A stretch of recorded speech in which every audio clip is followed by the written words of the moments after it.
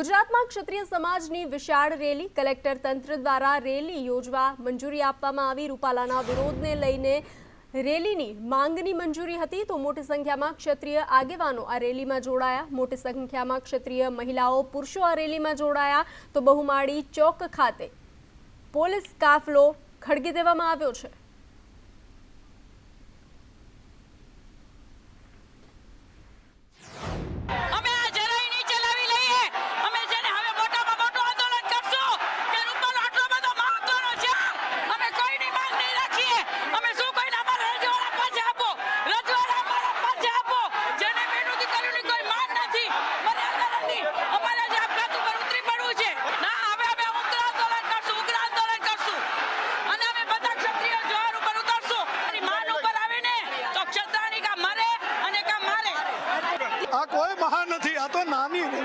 વિશ્વની સ્ટેલર અહીંયા તો ખાલી 500 જણાને આવવાનું કીધું તો વધી ગયા। અમારી તકલીફ છે સાહેબ, મહિપાલભાઈને જો હજી છોડવામાં નહીં આવે તમે કલ્પના નહીં કરો એવડું મોટું આંદોલન થશે અને સમગ્ર દેશમાં થશે। આજે આ બિહાર રાજપૂત સભાએ બિહારના તમામ સમાજે રાજપૂત સમાજના યુવાનો અને બહેનો મોટી સંખ્યામાં કલેક્ટર ઓફિસે આવ્યા અને શાંતિપૂર્વક આવેદનપત્ર આપ્યું। કલેક્ટરશ્રીની રજૂઆત પણ કરી છે। કોઈ પણ પ્રકારની વહીવટી તંત્રને પોલીસ ખાતાને કોઈને પણ તકલીફ ન પડે એ રીતે આપણે શાંતિપૂર્વક રીતે આપણી વાત રજૂ કરવાની। તો રાજકોટથી મોટા સમાચાર। ક્ષત્રિય આંદોલનને વેગ આપનાર પદ્મિનીબા વાળા બેસુધ થયા। પદ્મિનીબાએ અન્નનો ત્યાગ કર્યો હતો। આજે ચોથો દિવસ હતો જ્યારે તેને અન્નનો ત્યાગ કર્યો। તેને આજે ક્ષત્રિય મહારેલીમાં પણ તેઓ સામેલ હતા। તો પદ્મિનીબા વાળા ક્ષત્રિય આગેવાન અને કરણી સેનાના મહિલા મોરચાના પ્રમુખ છે। કોબા કમલમ પર 3 ક્ષત્રિય મહિલા પહોંચી। ખાનગી કારમાં વિરોધ કરવા મહિલાઓ પહોંચી હતી તો વિરોધ કરે તે પહેલા જ મહિલાઓની અટકાયત કરવામાં આવી હતી। પ્રદેશ કાર્યાલય કમલમ ખાતે 3 ક્ષત્રિય મહિલાઓ વિરોધ માટે પહોંચ્યા હતા તો પ્રાઇવેટ કારમાં કમલમ ખાતે 3 ક્ષત્રિય બહેનો પહોંચી। જોકે મહિલાઓ વિરોધ પ્રદર્શન નોંધાવે તે પહેલા જ તેમને ડિટેન કરવામાં આવ્યા।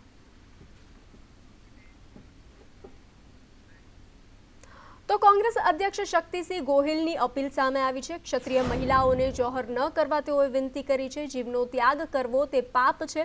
અંગ્રેજો સાથે કોઈ રાજાએ રોટી બેટીનો વ્યવહાર નથી કર્યો।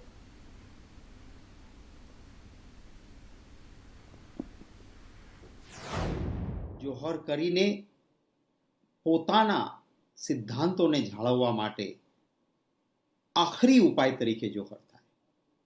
જ્યાં સુધી લડી શકવાની ક્ષમતા સમાજના બીજા લોકો પાસે હોય, જ્યાં સુધી સિદ્ધાંત માટે શહીદી વોરવાની પણ તૈયારી હોય, ત્યાં સુધી ઇતિહાસમાં ક્યારેય બહેનો દીકરીઓએ જોહર નથી કર્યા। એટલે આ વાત આપણે સૌએ આપણા દિમાગમાંથી કાઢી નાખવી જોઈએ। જોહર કરવાની વાત નહીં કરવી જોઈએ। આપણા શાસ્ત્રોમાં, આપણા ઇતિહાસમાં પણ કહેવાયું છે કે સૌથી મોટું પાપ એ પોતાના જીવને જે ઈશ્વરની આપેલી, માતાજીની આપેલી એક ભેટ છે એને છોડવાની વાત એ સૌ।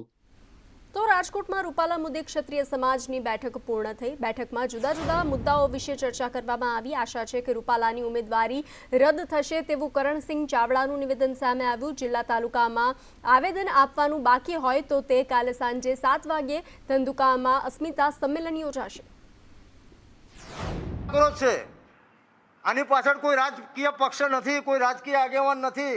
આ શુદ્ધ અને શુદ્ધ સામાજિક ચળવળ છે।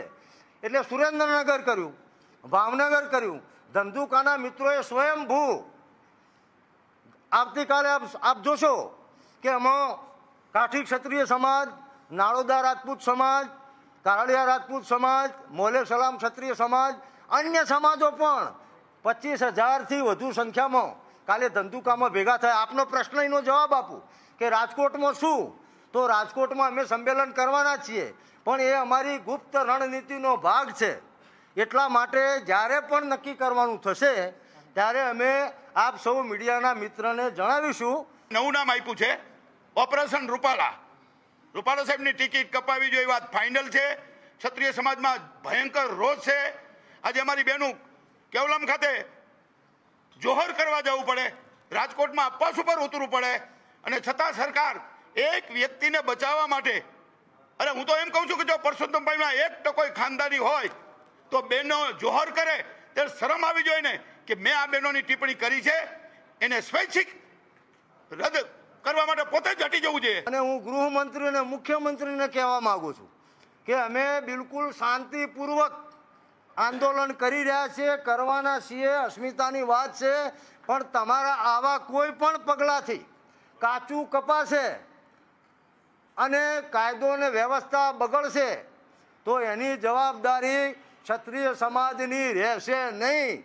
કારણ કે કોઈ પણ વ્યવહાર, કોઈ પણ આઘાતનો પ્રતિઘાત આવતો હોય છે. અમારી બહેનોને મળવું એ કોઈ ગુનો છે?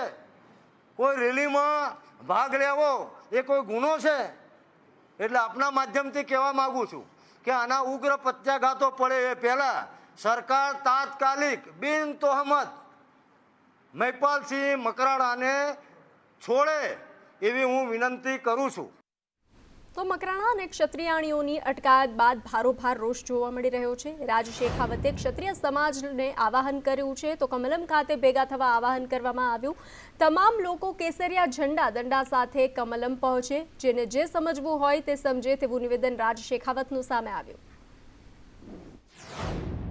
જેટલા પણ ક્ષત્રિયો છે અને સમર્થકો છે તમામને મારી વિનંતી કે આપણે કેસરિયા ઝંડા અને મજબૂત દંડાના સાથે કમલમે પહોંચવાનું છે. જેને જે સમજવું એ સમજે, રજૂઆત તો રજૂઆત, ઘેરાવ તો ઘેરાવ, ધરના પ્રદર્શન તો ધરના પ્રદર્શન. જેને જે સમજવું હોય સમજે, જેને જે ભાષામાં જવાબ જોઈએ એ ભાષામાં જવાબ હવે આપવા માટે આપણે સૌએ ગાંધીનગરમાં ભેગા થવાનું છું. કમલમે ત્યાં જ સંમેલન કરીશું. તો પૂર્વ સીએમ વિજય રૂપાણી રૂપાલાના સમર્થનમાં આવ્યા. રૂપાલાએ 2 વખત માફી માંગી છે. ક્ષત્રિય સમાજ ક્ષમા આપનારો સમાજ છે. રૂપાણીએ કહ્યું કે મને વિશ્વાસ છે કે ક્ષત્રિય સમાજ માફી આપશે. પરસોત્તમ રૂપાલા જે છે તેમણે ભાજપમાંથી રાજકોટથી ઉમેદવારી કરી છે. પૂરજોશમાં પ્રચાર ચાલી રહ્યો છે, કઈ રીતે જોઈ રહ્યા છો? પરસોત્તમભાઈ એક કદાવર નેતા છે ભાજપના. જે કાંઈ વિવાદ બન્યો છે પરસોત્તમભાઈએ પણ અવારનવાર માફી માગી છે. ક્ષત્રિય સમાજ પર પણ મને ભરોસો છે, દિલેર સમાજ છે, માફી આપશે. ભાવનગર લોકસભા ઇન્ડિગઠબંધનના ઉમેદવારોની ચેલેન્જ સામે આવી છે. રૂપાલાની ટિપ્પણી પર ઉમેશ મકવાણાની ચેલેન્જ સામે આવી છે. રજવાડાઓએ બેટી રોટીનો વ્યવહાર નથી કર્યો. અંગ્રેજો સાથે કોઈ પણ રજવાડાઓએ વ્યવહાર નથી કર્યો. ઇતિહાસના ચોપડે લખાયું હોય તો સાબિત કરીને બતાવો. આજે છાતી ઠોકીને કહું છું, એક ઇતિહાસકાર તરીકે ભારત દેશના એક પણ રજવાડાએ ક્ષત્રિય સમાજના નહીં પણ અમારા કોળી સમાજના હોય, પટેલ સમાજના હોય કે બ્રાહ્મણ સમાજના રજવાડાઓ હોય, કોઈએ અંગ્રેજો સાથે બેટીનો વ્યવહાર ક્યારેય કર્યો નથી અને ક્યારેય ઇતિહાસમાં લખાણ નથી. અને જો પરસોત્તમ રૂપાલાજી એમ સાબિત કરી દે કે ઇતિહાસની અંદર આ પેજ નંબર, પાના નંબર આ કે આ રજવાડાએ, આ ક્ષત્રિય રજવાડાએ કે કોળી રજવાડાએ કે પટેલ રજવાડાએ અંગ્રેજોને બેટી આપી, રોટીનો વ્યવહાર કર્યો, તો હું બધા જ ધારાસભ્યમાંથી રાજીનામું આપીને ક્યારેય રાજકારણ નહીં કરું. તો રાજકોટ જિલ્લામાં પરસોત્તમ રૂપાલાનો ચૂંટણી પ્રચાર. હાલેન્ડા ગામે ઓમકારેશ્વર મહાદેવ મંદિરે શીશ ઝુકાવ્યું. રૂપાલાએ સંતો મહંતોના આશીર્વાદ લીધા.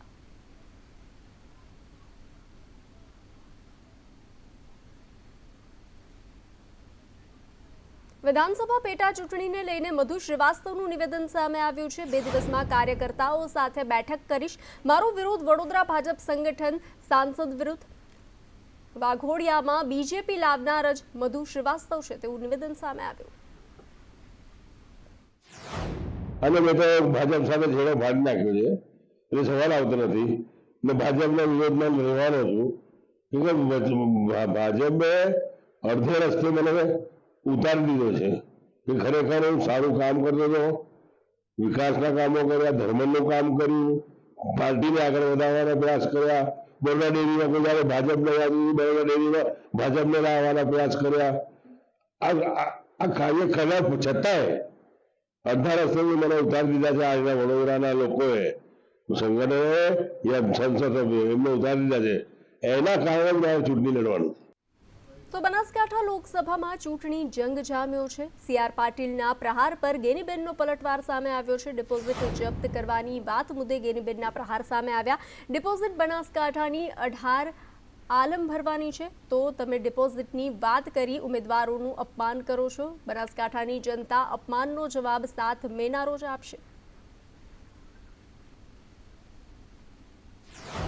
મને વિશ્વાસ છે મિત્રો, તમે ભલે 4 સીટ હારી ગયા હતા, એમાંથી આપણી સાથે તો માવજીભાઈ તો આવી ગયા છે, બાકીના 3 છે, એમાં 1 તો ઉમેદવાર છે, અને બાકીની જે 2 સીટો થોડા મત માટે હાર્યા છે.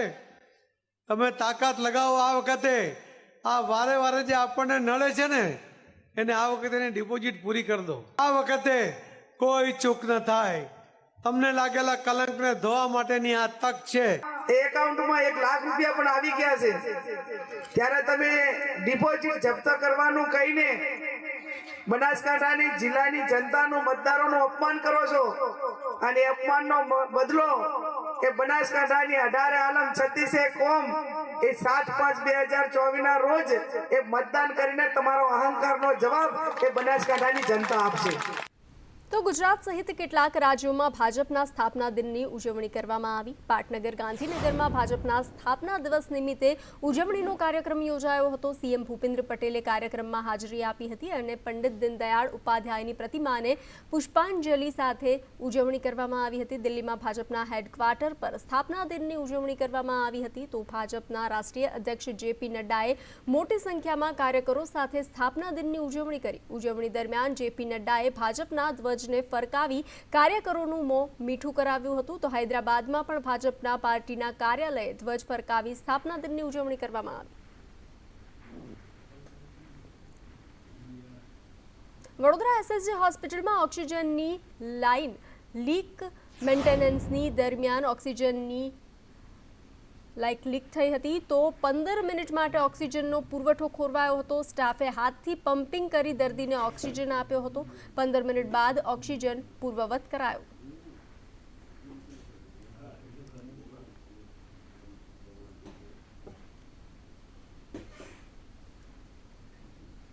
પોરબંદરના વાડી પ્લોટમાં આવેલા ગેરેજમાંથી 2 મૃતદેહ મળી આવ્યા. ગેરેજમાં રાખેલી કારમાંથી યુવક અને સગીરાનો મૃતદેહ મળી આવતા પોલીસ દોડતી થઈ છે. યુવક અને સગીરાનું મોત ક્યાં કારણોસર થયું તે અંગે હજુ કોઈ વિગત બહાર આવી નથી. મૃતક યુવકનું સર્વિસ સ્ટેશનમાં કામ કરતો હોવાનું પ્રાથમિક વિગતો સામે આવી છે. હાલ તો હત્યાની આશંકાને લઈ કમલબાગ પોલીસે તપાસ શરૂ કરી છે. બંધ ગેરેજમાં કારની અંદરથી 2 ડેડ બોડીઝ મળી છે, જેથી અમે અહીંયા રૂબરૂ આવીને તપાસ કરતા નિખિલ મસાણી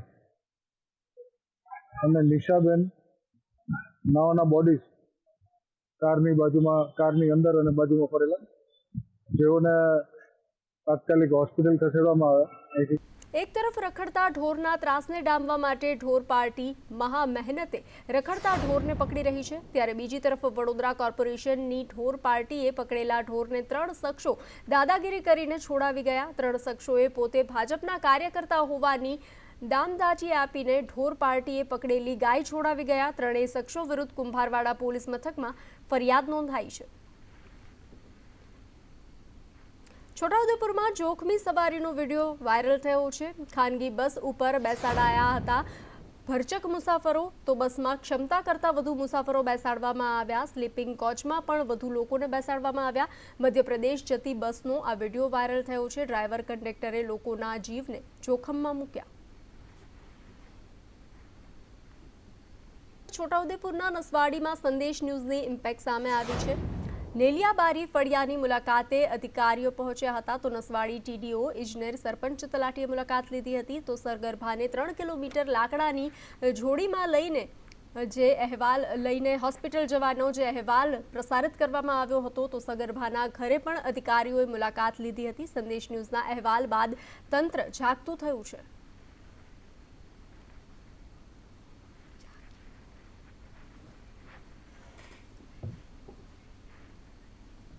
મલાઈના ગોળા આઈસ ડીશ ગોળાના શોખીન સાવધાન. સુરતમાં આઈસ ગોલાના 3 સેમ્પલો ફેલ થયા છે તો રજવાડી મલાઈ ગોલા રાજ આઈસ ડીશના સેમ્પલ ફેલ થયા છે તો સિંગણપુરમાં જેવી આઈસ ડીશના સેમ્પલ ફેલ થયા છે.